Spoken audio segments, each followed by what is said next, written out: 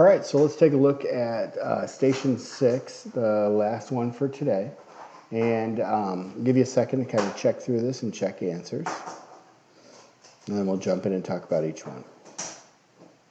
All right, so if we look at the first one, first thing that I want you to notice is that the similarity statement kind of forced our hand here. All right, so I redrew the second triangle so that it was flipped, so that it did match up perfectly with the first one. Because the first one's A to B, notice it's going left to right on the bottom. The second one's D to E, so notice it's going right to left. All right, this is going to be important because that means AC and FD correspond, not AC and FE, which is a common mistake. All right, so if I look at 20, all right, that orientation is going to tell me that the 10 to the 5 is the same as the 2x plus 6 to the 4x.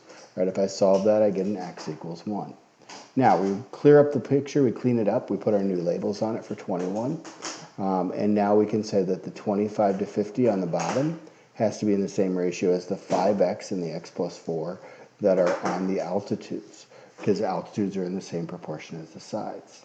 Now, if I look at 22, all right, 22 tells me we have angle bisectors, and they give me this information. Now, I drew this on the picture correctly. Notice that the 2 and the 5 do not match up with corresponding sides. So technically, as this is written, we don't have enough information and we would be stuck. All right, now, most people will make the common mistake of putting the 5 on the other side using the original diagram. All right, if I do that, then I have 2 to 5 equals x plus 3 to 4x, and that cleans up to give me x is 5. All right, so that would be the answer that we'd get if we made the most common mistake, which was not noticing that we didn't have corresponding sides. All right, in the last one, this is where we're just focusing in on one triangle. All right, and this is our angle bisector rule. So I have the 15 over the 10, the leg over the segment of the hypotenuse under it, all right, or segment of the side under it, equals the x, the other leg, over the segment of that side that's under it.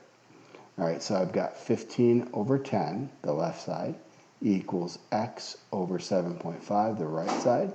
If I solve that, I do end up at 45 fourths, right?